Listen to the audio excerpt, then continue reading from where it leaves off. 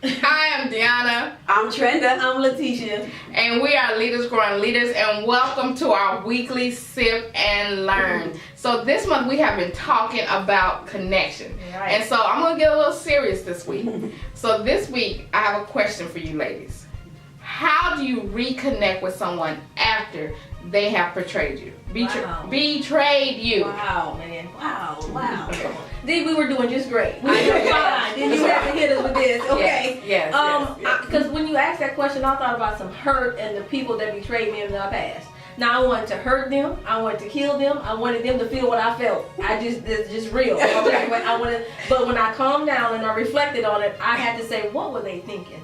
I had to understand what mindset that they were in order to betray me. And so, yes, it hurt, but I had to get a perspective and understand the why behind it. Okay. Wow, that's great. Yeah, Dee, this is a pretty deep question. But having been betrayed, I would definitely say, how do you reconnect? First of all, you need to consider whether that betrayal was intentional or unintentional. And the reason being is because if it was intentional, and you gotta ask yourself, do you really want to reconnect with that person? Right. However, if it's unintentional, it may be that you just forgive them and you just move on.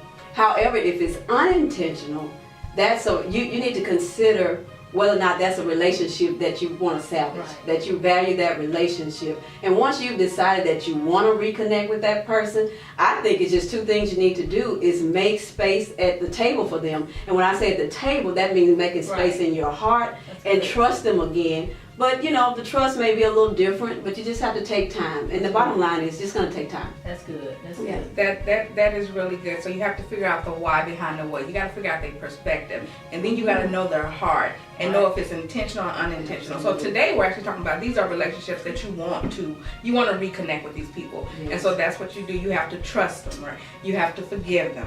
You got to do the work. You got to have those courageous kind of conversations. Yes. You have to give them a little bit, trust them a little bit at a time. Know that it's your timeline. Don't let anyone rush you or rush your progress, but take your time and do the work. Forgive them again. And so you know what we have to do? We have to show grace. What's that? Yes, We got to give them all the grace that has been afforded to us. And so we have to give them the grace that has been afforded to us. We have to do the work, and we have to reconnect these relationships. So this week, what are we going to do?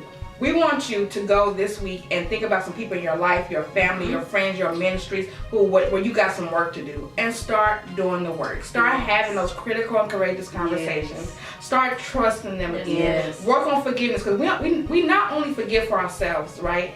We forgive for them. We forgive because God forgave us. Yes. So let's start forgiving. Let's start doing the work this week. Let's start reconnecting and rebuilding these relationships. I like that. That sounds good. Let's do it. All right, so thank you. Share our video and make comments in the section. And it was great talking to you this week.